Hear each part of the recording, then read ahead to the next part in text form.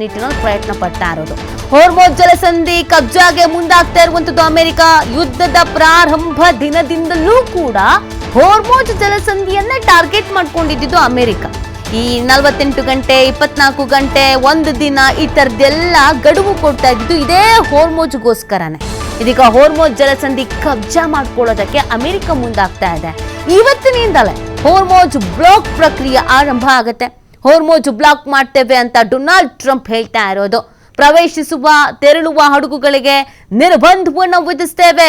ಇರಾನ್ನ ಹೋರ್ಮೋಜ್ ಅಸ್ತ್ರಕ್ಕೆ Donald Trump counter ಕೊಡುವಂತ ಕೆಲಸವನ್ನ ಮಾಡ್ತಾ ಇದ್ದಾರೆ. ಇರಾನ್ ಅವ್ರು ಹೇಳ್ತಾ ಇದ್ರಲ್ಲಪ್ಪ, ಹೋರ್ಮೋಜ್ ಅಂತೂ ನಮ್ಮ ಕೈಯಲ್ಲಿದೆ, ಹೋರ್ಮೋಜನ್ನ ಯಾವುದೇ ಕಾರಣಕ್ಕೂ ಬಿಟ್ಕೊಡಲ್ಲ, ಹೋರ್ಮೋಜೇ ನಮ್ಮ ಹಿಡಿತ, ಹೋರ್ಮೋಜೇ ನಮ್ಮ ಶಕ್ತಿ ಅಂತ ಅವರಿಗೆ ಕೌಂಟರ್ ಅಟ್ಯಾಕ್ ಮಾಡುವಂತ ಕೆಲಸವನ್ನ ಟ್ರಂಪ್ ಮಾಡ್ತಾ ಇರೋದು. ಹೋರ್ಮೋಜ್ ಬೇಕಾ ನಿಮಗೆ?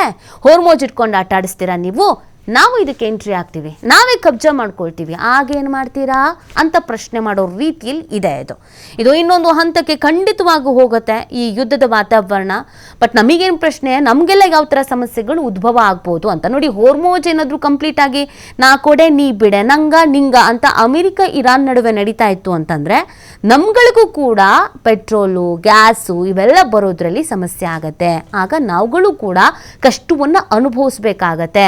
ಆದಷ್ಟು ಬೇಗ ಇದು ಇತ್ಯರ್ಥ ಆಗಲಿ ಅನ್ನುವಂಥ ಕಾರಣಕ್ಕಾಗಿ ಜಾಗತಿಕವಾಗಿ ಎಲ್ಲ ದೇಶಗಳು ಕೂಡ ಮೊನ್ನೆ ಪಾಕಿಸ್ತಾನದಲ್ಲಿ ಮಾತುಕತೆ ಆಯ್ತಲ್ಲ 21 ತಾಸುಗಳ ಕಾಲ, ಆಗ ಯುದ್ಧ ನಿಲ್ಲಿ, ಒಪ್ಪಂದ ಸುಸೂತ್ರವಾಗಿ ಆಗಲಿ, ಎರಡೂ ದೇಶಗಳು ಒಪ್ಪಂದಕ್ಕೆ ಬರಲಿ ಅಂತ ಕಾಯ್ತಾ ಇದ್ದಿದ್ದು.